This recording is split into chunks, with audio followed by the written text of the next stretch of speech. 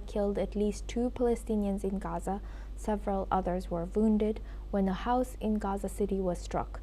The Israeli military said the strike was retaliation after Hamas fired on its troops. It targeted a senior Hamas member who had directed attacks on Israeli soldiers. There was no word on casualties among the Israeli forces. Separately, an Israeli-backed Palestinian group has said that it has killed 2 Hamas members in southern Rafah, challenging the group's control in the area. Fighting has decreased since the ceasefire took place in October, but clashes and violations continue. More than 400 Palestinians and 3 Israeli soldiers have died since the truce began. Now, for this discussion, we welcome back Ambassador Mahis Sachdev.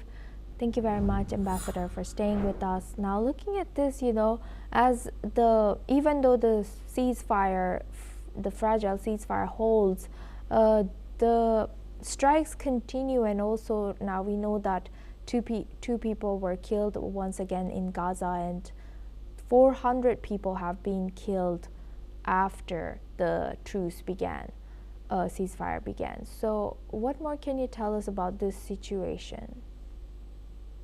I think the ceasefire holds, but is quite fragile.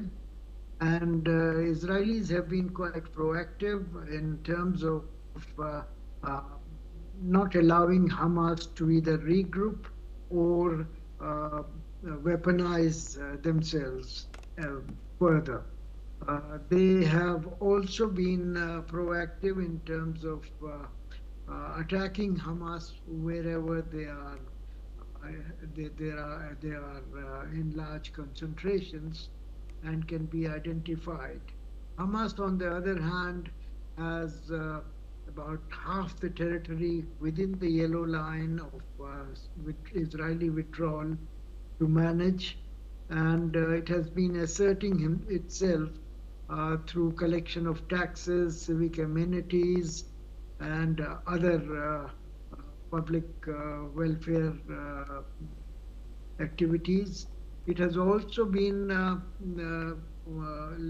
waging a war with the other militant groups whom it accuses of being Israeli proxies, particularly in Rafah area, where certain clans exist that are in league with Israel. The situation on the ceasefire within the Trump's 20-point plan is currently frozen with partial implementation of its first phase.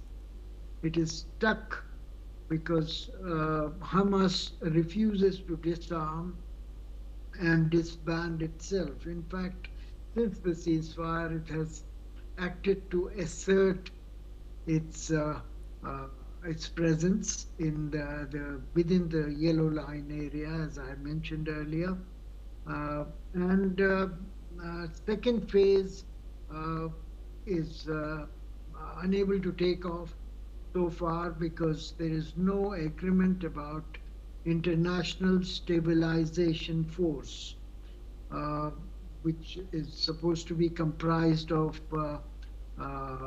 Muslim countries' troops.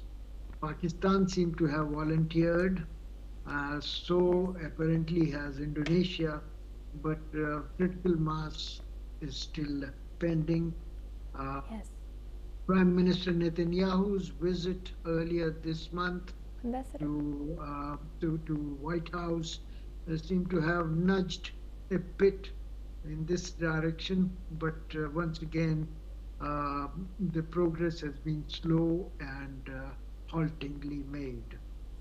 With that, I would like to thank Ambassador Mahis Sachdev for joining us today and sharing that insight throughout our news. Thank you very much.